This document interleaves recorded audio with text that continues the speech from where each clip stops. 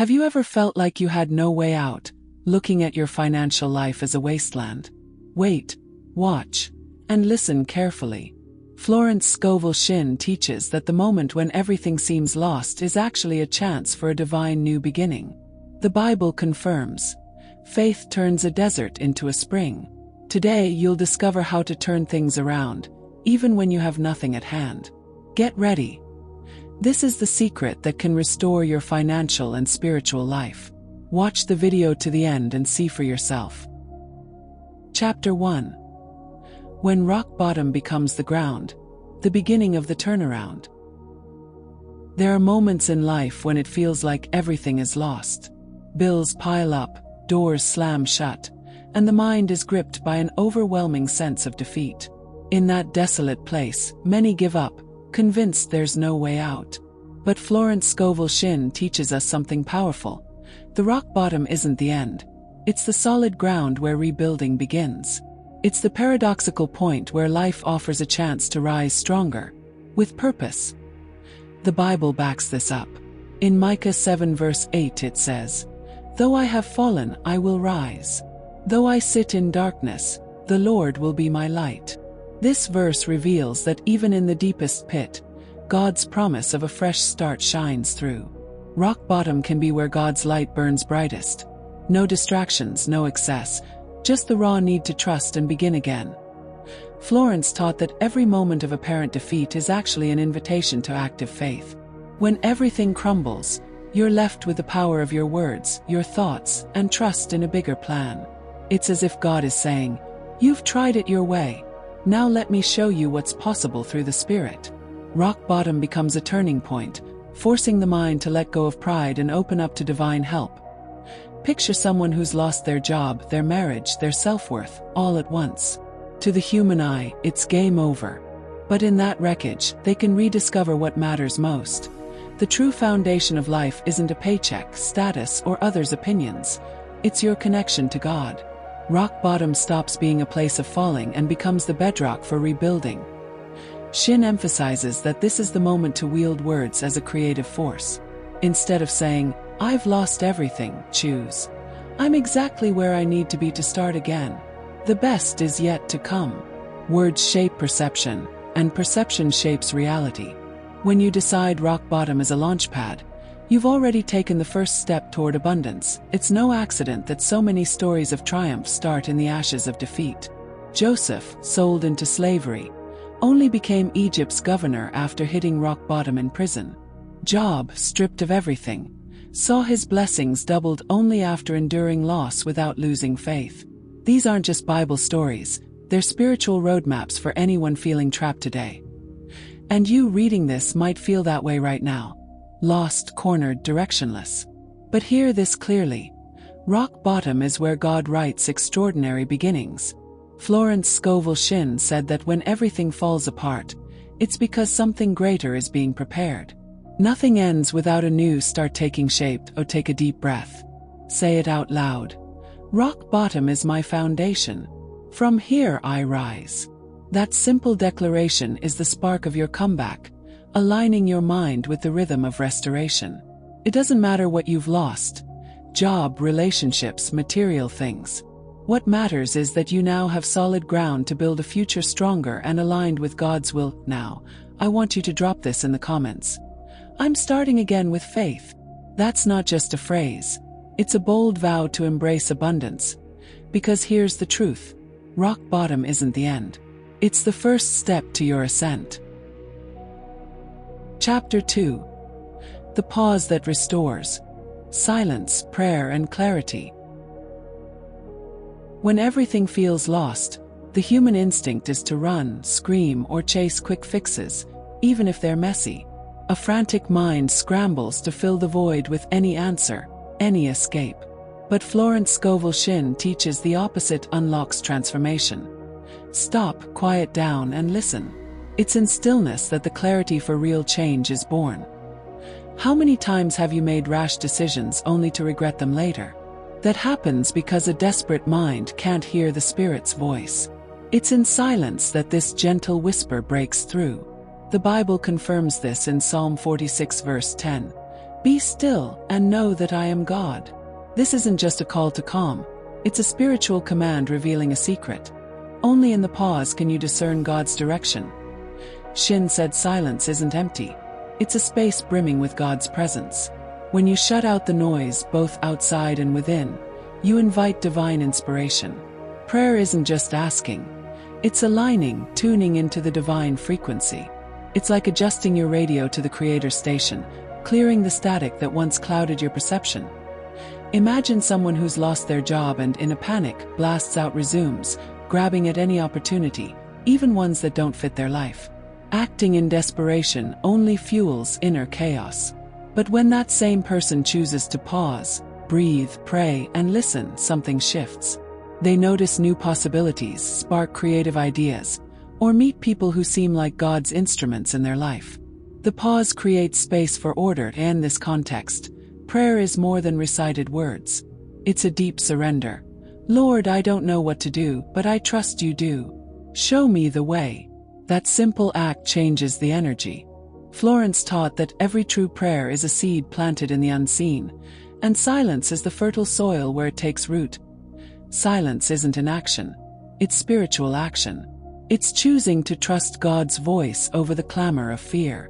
By pausing and stilling yourself, you let a new vision form. It's no coincidence that Jesus, before major decisions, retreated to pray in desolate places. He showed us that the strength of action begins in the power of the pause. The clarity born from silence and prayer prevents hasty choices. It's like seeing a road once hidden by fog. In desperation, you push forward blindly. But by waiting, the fog lifts and the path appears. This active waiting is what Shinn called trusting the invisible. Now, I want you to do something. Close your eyes for a moment, take a deep breath and whisper, I still myself and trust. Clarity is coming. This simple practice is an act of faith, a prayer in itself. And in the comments write, I choose clarity. This isn't just engagement, it's your first step to align your mind with God's plan. This isn't about staying stuck, it's about acting at the right time with the right direction. The pause is preparation. Prayer is connection. Silence is the tool that turns chaos into clarity. Those who value this moment find it's not wasted time but a spiritual investment, so when all seems lost, don't rush. Quiet yourself, pray, and listen. Because the pause that restores is the turning point between confusion and victory. Chapter 3: Words of Reconstruction. Decrees that raise ruins. When everything around you lies in ruins, the heart is tempted to echo words of defeat. It's hopeless. I've lost it all. I'll never rise again. But Florence Scovel Shinn taught that in these moments, your tongue becomes the most powerful tool for rebuilding. Words aren't just descriptions of reality. They're seeds that shape your future. The Bible declares in Proverbs 18 verse 21, the tongue has the power of life and death, and those who love it will eat its fruit. Every word you speak is a brick laid in the foundation of your life. Speak defeat, and you build walls of impossibility. Speak faith, and you raise bridges to victory. Florence said, your word is your magic wand. With it, you decree, and life responds. If silence and prayer bring clarity, as we saw before, now comes the step of conscious declaration. It's not enough to ask quietly. You must speak decrees that align your mind and life with God's plan. Imagine someone whose business collapsed in a financial crisis. They could stare at the wreckage and say, I'm done. That's a decree of death. But if they stand before the same ruins and declare, I'm sustained by the God of abundance, and restoration is already at work, they unleash invisible forces in their favor. The rubble remains, but their words start building new foundations in the unseen. Rebuilding doesn't start in the physical world. It begins in the spiritual through speech. God created the universe this way. And God said, let there be light, and there was light. Genesis 1 verse 3. Notice, he didn't just think, he spoke. That's the key. Your life reflects what you declare with conviction. But here's the catch. Empty words won't cut it. The power of a decree lies in the faith behind it. As Florence put it, a word without faith is like a dull sword. It's the inner certainty that gives your voice its edge. Rebuilding isn't just speaking. It's speaking with the belief that your words are already true in the spiritual realm. Have you noticed how, in a crisis, people often gather to complain together? That cycle of negativity multiplies the ruin. The reverse is also true. When two or more unite to speak life, an atmosphere of hope and action takes hold. Jesus said in Matthew 18 verse 19, "If two of you on earth agree about anything they ask for, it will be done for them by my Father in heaven." That agreement starts with words. Oh, here's something practical. In the comments write, "From the ruins I rise, by grace I prosper." Declaring this publicly isn't just symbolic.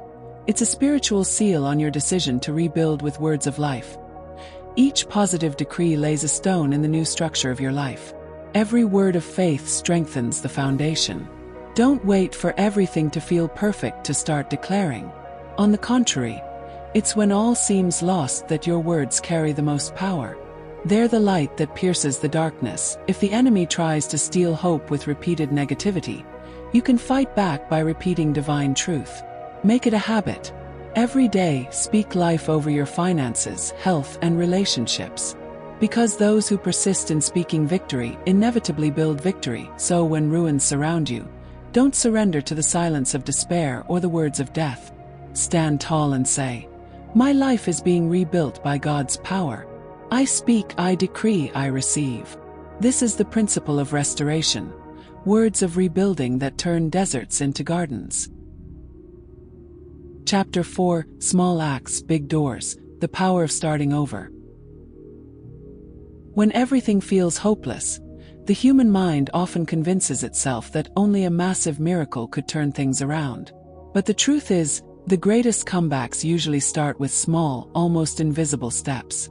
Florence Scovel Shinn taught that every act, no matter how tiny it seems, is a seed planted in the soil of your destiny. And when that seed is watered with faith, it grows into an open door to abundance. The Bible shows this clearly in the story of the widow of Zarephath, 1 Kings 17 verses 8 to 16.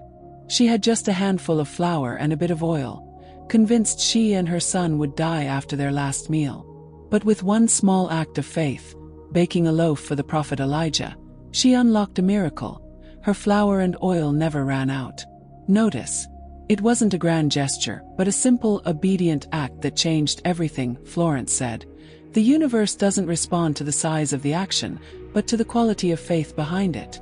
This means you don't need to know every step or have all the answers in the midst of chaos. You just need to start. Sometimes a phone call, signing up for a course, a heartfelt prayer, or even choosing to get out of bed with hope sets invisible forces of transformation in motion. Picture someone who's lost their job. They could sink into apathy, or they could take a small step. Update their resume, write a thank you note to God for the opportunity that hasn't yet arrived, or volunteer somewhere. These small faith-guided acts are like keys unlocking doors that seem sealed shut. This is the divine cycle. Think with faith, speak with conviction, and act, even in small ways. Every move, no matter how minor, sends a message to the universe. I believe in abundance, and I'm ready to receive it. As Jesus said in Luke 16 verse 10, "Whoever can be trusted with very little can also be trusted with much." Faithfulness in the small opens the way to the great. Maybe you're waiting for something huge to happen to believe God's still in control. But the secret is the opposite. Faith shines in your willingness to value and act on the little things. The extraordinary takes root in the simple. Now, I invite you to reflect and engage. In the comments, share one small action you can take today toward your comeback. It could be as simple as, "I'll give more thanks," "I'll stop complaining," "I'll call that person who can help," or "I'll start a gratitude journal." Writing it down is, in itself, your first concrete step toward rebuilding. Don't wait for the perfect moment. Start with what you have, where you are, however you can. Every act of faith is a brick in the foundation of your new future. The greatest buildings in life always start with small stones. Florence reminds us, never underestimate the power of a faithful word or a courageous act, no matter how small. The invisible is already moving in response. So don't dismiss the little things. The biggest doors hide in them. Rebuilding isn't about giant leaps. It's about keeping your heart steady and your feet ready to move, even in short steps. In that daily persistence, the cycle of abundance finds room to bloom. Chapter 5: Biblical Examples. Job, Nehemiah, and the Impossible Restoration.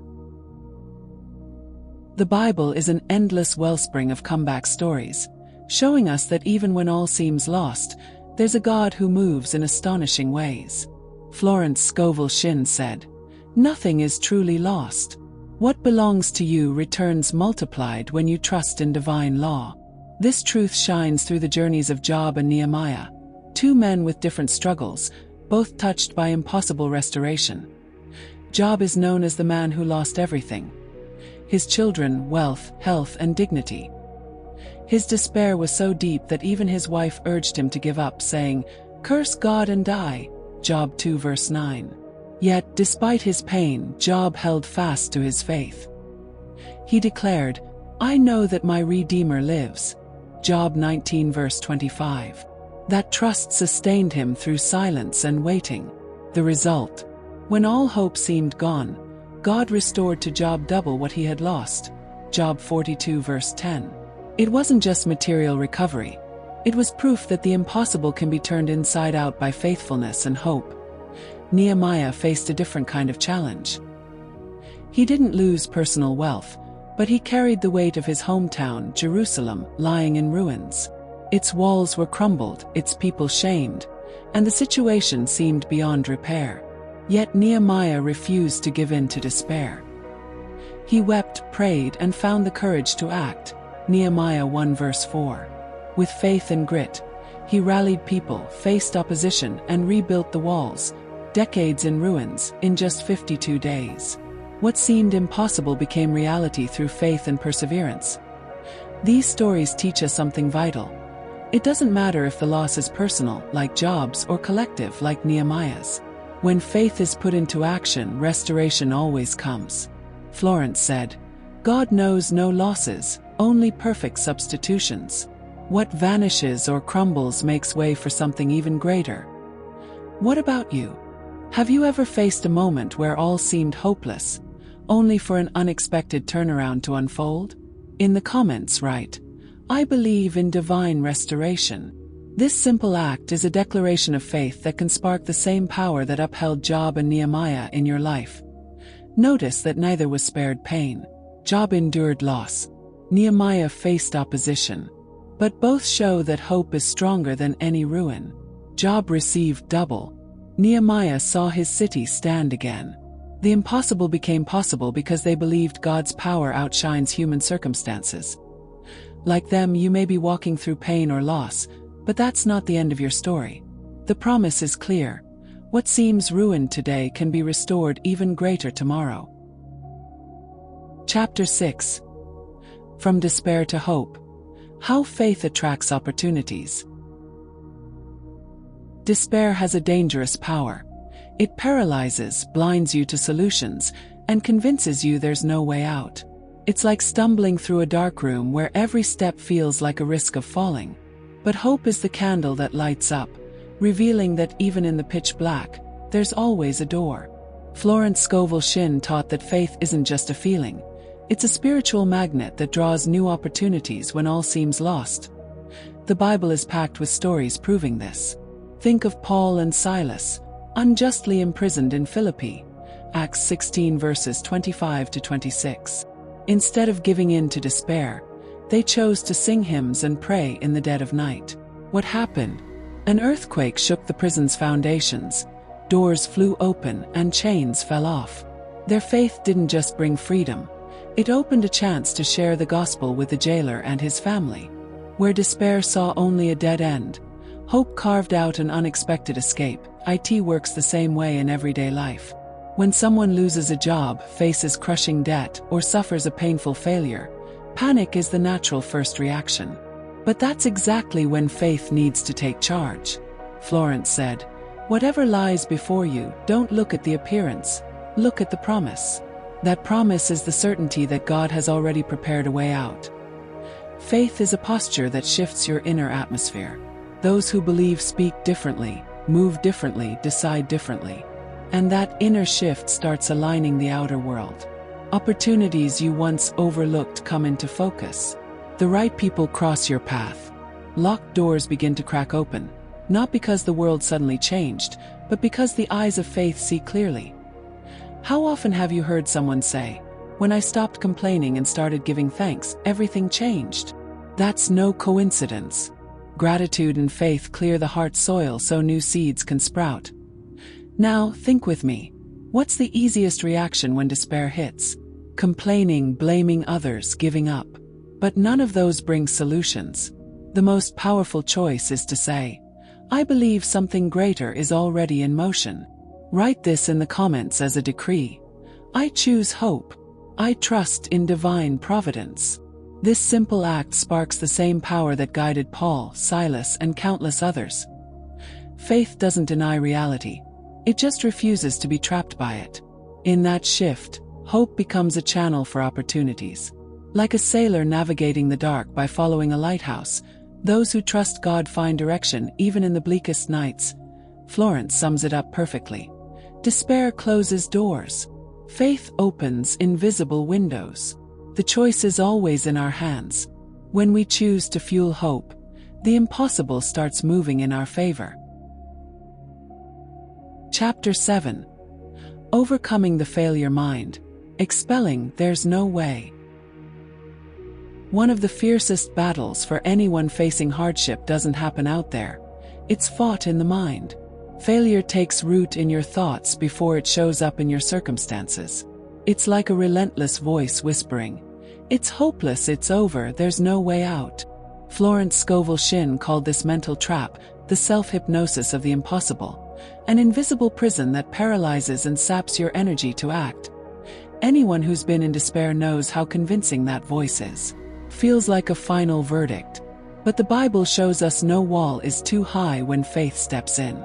Think of the spies Moses sent to scout the promised land. Most came back saying it was impossible, that the enemies were giants. Only Joshua and Caleb stood up and declared, "If the Lord is pleased with us, He will lead us into that land and give it to us." Numbers 14:8. While the crowd's mind screamed, "No way," 2 men dared to believe otherwise, and they were the ones who inherited the promise. The mindset of failure is sneaky because it disguises itself as realism. Sounds logical, throws stats at you, points to evidence. But faith doesn't budge based on what the eyes see. It moves with the conviction that the invisible is stronger than the visible. Florence taught that when the idea of impossibility creeps in, you must replace it instantly with a decree of power. Instead of saying, "I can't," declare, "All things are possible because I'm aligned with the divine plan." The key is not to argue with failure. Every time you entertain thoughts of defeat, you reinforce the prison. But when you confront them, you weaken the lie and strengthen your new identity. David did this facing Goliath. While the entire army muttered, "No way," he boldly said, "The Lord will give me victory." That shift in mindset paved the way for triumph. So when that voice whispers it's over, respond out loud. I reject the lie of failure. I believe in God's victory over my life. Spoken words are a sword that cuts through doubt. Florence reminded us that decreeing plants new seeds, and when watered with consistency, they choke out the weeds of fear. Here's my challenge to you. In the comments write, "I choose to win." This isn't just engagement. It's a symbolic act of breaking agreement with the voice of failure. Every time you write, speak, or declare, you give less room to "no way" and more room to "God is able." Victory starts within. Kicking failure out of your mind opens the door for the impossible to become possible. The "no way" only has power if you buy into it. But when you reject it, replace it, and declare the truth, the cycle of restoration begins to unfold. Chapter 8. The Power of Resilience. Keeping going even without immediate results. Life, for anyone chasing prosperity and abundance, is full of moments when results seem nowhere in sight. It's in that quiet space, where nothing appears to be happening, that resilience becomes the true key to victory. Florence Scovel Shinn taught that active patience and conscious persistence are spiritual weapons against discouragement. Resilience is the habit of pressing on, even when you can't yet see the fruit of your efforts. The Bible is rich with examples of this principle. Think of Abraham, who waited decades for the promised son. Or Joseph, sold into slavery, falsely accused, and imprisoned in Egypt, yet never stopped trusting in God's plan. Every act of perseverance, invisible to human eyes, moved God's hand in their favor. As it's written, "The vision awaits its appointed time. It hastens to the end, it will not lie. If it seems slow, wait for it. It will surely come, it will not delay." Habakkuk 2 verse 3. Resilience isn't just waiting. It's continually planting, watering, and tending to your spiritual and material field, even when no harvest is in sight. Florence taught that every spoken word, every faith-filled thought, every action aligned with divine will is an invisible seed that sprouts at the right time. Delay doesn't mean failure, it's preparation for an abundant harvest. When your mind is anchored in faith, you start noticing small signs of progress. Creative ideas that spark out of nowhere, unexpected opportunities, or the right people showing up at the right time. These are subtle confirmations that change is underway. Persisting through these quiet moments is what separates those who achieve great things from those who give up too soon. One powerful practice Florence suggested is keeping a resilience journal. Write down daily the actions you've taken, the words of faith you've spoken, and the subtle signs of progress you notice. This strengthens your mind and spirit, reminding you that even if full success isn't visible yet, it's taking shape in the divine plan. Gratitude also supercharges resilience. Giving thanks for what you've already gained and what's on the way creates an energy that speeds up manifestation. As Paul teaches, "Give thanks in all circumstances, for this is God's will for you in Christ Jesus." 1 Thessalonians 5 verse 18. Gratitude and resilience go hand in hand, bolstering your faith and making each step on the journey steadier. Here's a practical challenge for you. In the comments write, "I am resilient and trust in divine timing." Declare this truth and repeat it daily. Each repetition strengthens your faith, hardens your resolve, and pushes doubt aside. Resilience is a spiritual discipline that turns obstacles into stepping stones to prosperity. Remember, even without immediate results, you're being shaped and prepared for an abundance beyond what you've imagined. Keep going. It's the ultimate act of faith, and the reward will come at the perfect time, because God's hand never fails. Chapter 9. Gratitude in the Desert. Celebrating before the harvest. There are times when everything feels barren, like you're trudging through a desert. Your work, efforts, and words of faith seem to yield no immediate fruit. It's in these dry seasons that Florence Scovel Shinn teaches us the power of anticipatory gratitude. Celebrating before the harvest, embracing what hasn't yet materialized as if it's already here. The Bible is filled with examples of this principle. Think of Joseph in Egypt, wronged and imprisoned, yet holding fast to his trust in God and his vision of destiny. Or Moses, leading a people through the desert for decades, showing that gratitude at every step, even amid hardship, strengthens the spirit and paves the way for abundance. As it's written, "Enter his gates with thanksgiving and his courts with praise. Give thanks to him and praise his name." Psalm 100 verse 4. Gratitude unleashes an invisible energy that moves the universe in your favor. When you give thanks for the money that's coming, the opportunities yet to appear, and the success still to be won, you're sending a clear signal to the divine plan. You believe, you trust, and you accept that wealth is already on its way. This practice isn't naive. It's a conscious act of faith and alignment with abundance. Florence taught that the mind must focus on what you want to manifest, paired with a grateful heart. Ingratitude or impatience builds walls, while gratitude tears down invisible barriers. Positive anticipation, feeling and thanking as if you've already received, speeds up the manifestation process. Here's a practical technique. Each day, write down 3 things you're grateful for, even in tough times. Include financial, personal, and spiritual aspects. Then say aloud, "I'm grateful now for what hasn't arrived, because I know it's coming." Practice this daily and watch your perspective shift. Now, here's an action for you. In the comments write, "I give thanks before the harvest and trust in the divine flow." This strengthens your intention and activates the energy of abundance. Every word of anticipatory gratitude is an invisible seed planted in the fertile soil of your future. Remember, the harvest doesn't depend only on time but on the preparation of your heart. Celebrating before the final result is what sets apart those who attract conscious wealth from those who wait anxiously and impatiently. Gratitude in the desert turns scarcity into opportunity and despair into faith, connecting you to the divine flow of prosperity. Chapter 10. The Final Revelation. When all is lost, God prepares everything.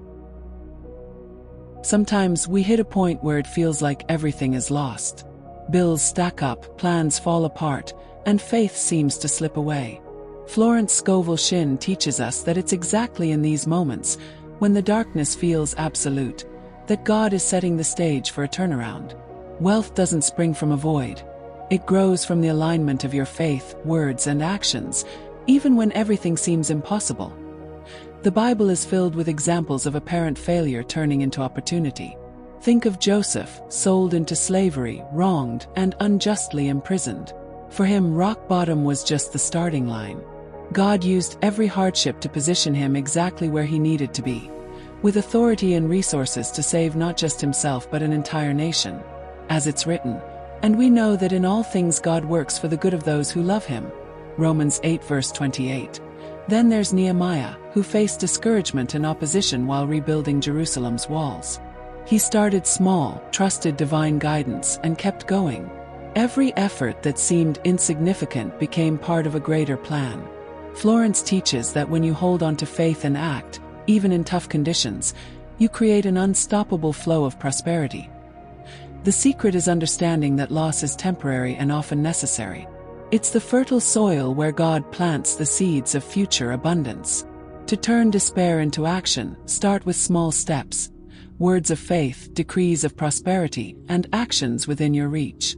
Don't overlook gratitude. Thanking God for what hasn't yet arrived keeps your mind and spirit aligned with the divine flow. Here's a practical exercise. Each day, write down 3 situations where, even in loss, you noticed a lesson or hidden opportunity.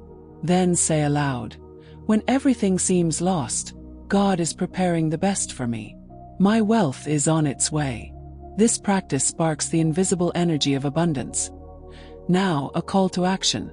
In the comments write, "I trust in the divine plan, even when all seems lost." Liking and sharing this message strengthens your commitment to faith and prosperity. Every word of faith and gratitude is a step toward opening invisible doors to wealth. Remember, when all seems lost, it's not the end. It's the moment God is orchestrating everything, weaving together faith, action, and divine timing to create extraordinary outcomes.